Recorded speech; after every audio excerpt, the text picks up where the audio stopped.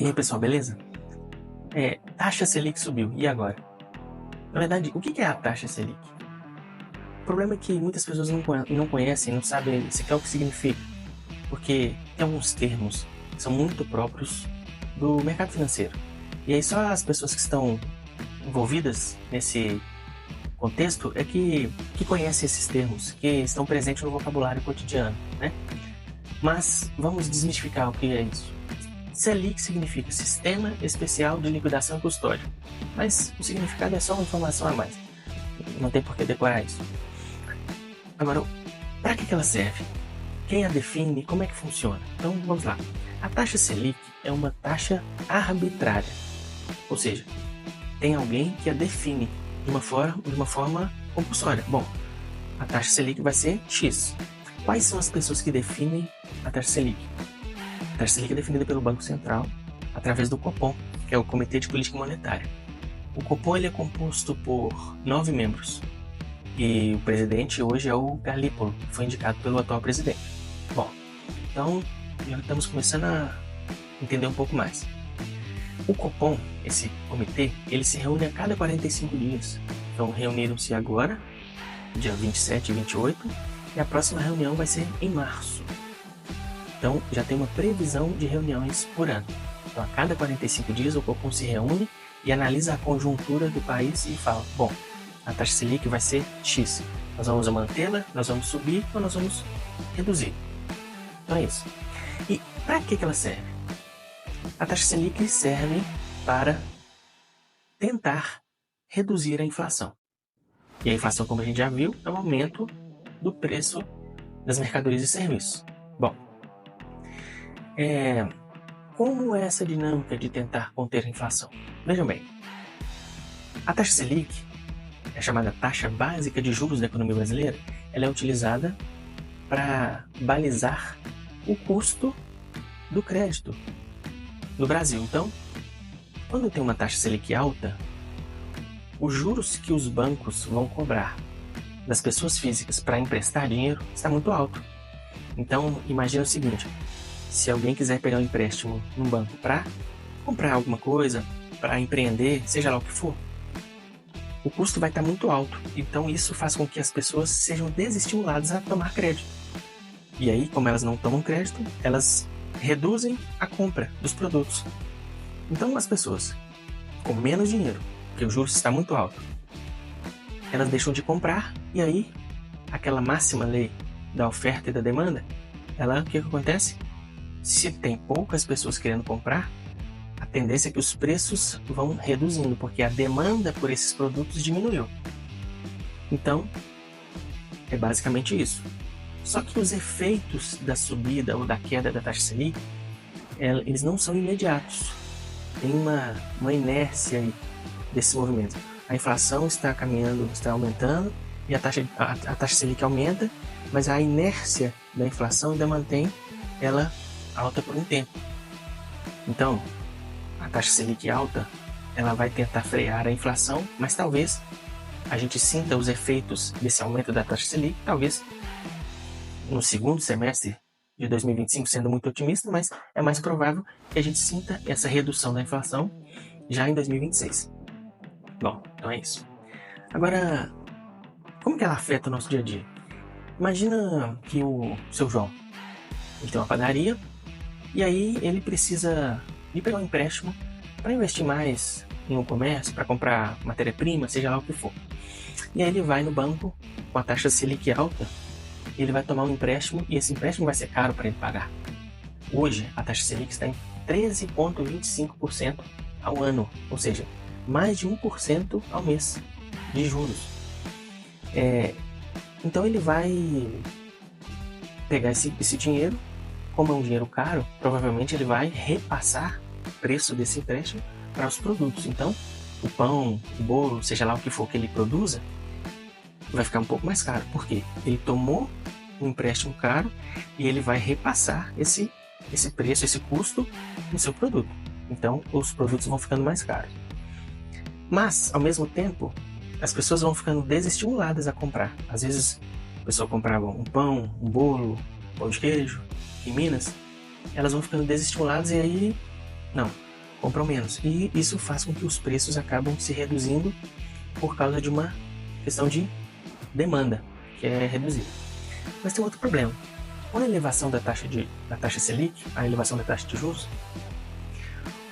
o governo se endivida mais. Por quê? Porque o Tesouro Direto, que é um programa do governo federal para arrecadar dinheiro das pessoas físicas, ele fala o seguinte, ele emite um título do Tesouro Direto e aí a pessoa que compra esse título recebe o direito de receber um valor a mais futuramente. Então, se a taxa Selic está 13,25 e alguém compra um Tesouro Selic, por exemplo, ele vai receber 13,25% ao ano de juros. Então isso faz com que o governo também se endivide mais. Por quê? O risco do Brasil aumenta com a inflação desenfreada, com a inflação alta, com a inflação subindo. Então o Brasil fala assim, eu vou pagar um prêmio de juros maior porque atualmente o risco de se investir no Brasil está mais alto. E aí, o que acontece? Eventualmente, investidores estrangeiros olham para o Brasil e falam assim, poxa, o Brasil está pagando 13,25% ao ano de juros, eu vou investir meu dinheiro lá. Porque outros países, às vezes, estão pagando 2%, 3% de juros. Então é interessante para os investidores estrangeiros também investirem no Brasil. Isso faz com que venha capital estrangeiro para o Brasil e isso melhora a nossa economia e, obviamente, entrando dinheiro aqui, faz com que a inflação também reduza um pouco. Tem um outro detalhe também. Com o Tesouro Direto e outros investimentos de renda fixa pagando juros altos, isso desestimula as pessoas de empreenderem, de colocar dinheiro em outra coisa. Por quê? Bom, ao invés de eu comprar algo, ou ao invés de eu investir no meu negócio, ou criar um negócio novo, eu vou investir meu dinheiro na renda fixa. Por quê? O risco é baixo e a rentabilidade é alta. Então faz com que haja uma migração também de dinheiro do comércio para os investimentos em renda fixa. Tá, mas e agora? O que eu faço com meus investimentos? Como é que eu faço? Eu invisto em renda fixa, renda variável, enfim. Bom, a sua estratégia de investimentos ela tem que ser muito bem definida no início da sua jornada de investidor. Por isso que o início, a base é muito importante. Mas você deve investir em renda fixa, no Tesouro Selic, porque a Selic está mais alta? Bom, nós vimos que há uma correlação entre a inflação e a taxa Selic, né? A taxa Selic ela é feita para tentar conter a inflação. Então, a inflação está alta. Quando você pega o juros real desse investimento, então, por exemplo, a taxa Selic está 13,25% e a inflação 5%, vamos supor. A sua rentabilidade real é a taxa Selic menos a inflação. Nesse caso, daria 8,25%. O problema disso tudo é que, para efeitos de imposto de renda, o governo ele considera a inflação como rentabilidade, como lucro. Então, ele vai cobrar o imposto de renda seu não sobre os 8,25%, ele vai cobrar sobre os 13,25%, que é a taxa Selic. Então, isso não deve ser uma coisa que vai fazer você investir mais em renda fixa ou menos em renda variável ou vice-versa. Você vai continuar a manter a sua estratégia de investimentos. Simples assim. Não mude os seus investimentos, pelo menos não drasticamente, por causa da variação da taxa Selic. Então, não vai acontecer praticamente nada com os seus investimentos se você tem uma boa prática de gestão de carteira de investimentos. Você vai comprar a renda fixa, se você tiver na sua carteira, da mesma forma que você comprava quando a Selic estava 10%, 8%. Por quê? Não se deve procurar a especulação, principalmente com a renda fixa. Agora é a hora da renda fixa, agora é a hora da bolsa. Pelo contrário. E detalhe, pensando racionalmente e a longo prazo, como a bolsa de valores agora está desvalorizada em relação à renda fixa, é melhor que se invista na bolsa de valores. Por quê? Porque a tendência é que, com a recuperação da economia, com a redução da inflação, redução da taxa Selic, espera-se que a bolsa de valores se valoriza. Esse é um ciclo de mercado que, vamos dizer assim, é algo que quase que natural. Então, não devemos nos desesperar quanto a isso e devemos seguir, sim, a nossa estratégia de investimentos. E aí, como é que seria uma boa estratégia de investimentos? Olha, primeiro, Para quem não possui uma estratégia de investimento, não deveria nem estar investindo ainda, porque, como eu disse, é bem importante você se planejar antes. Mas uma boa estratégia de investimento seria uma diversificação entre renda fixa, renda variável, e renda variável seria ações e fundos de investimento imobiliário, e talvez criptomoedas, investimentos no exterior, Bitcoin, por exemplo. Então você vai traçar um percentual que você acha razoável de ter em cada um desses ativos e vai comprar mensalmente.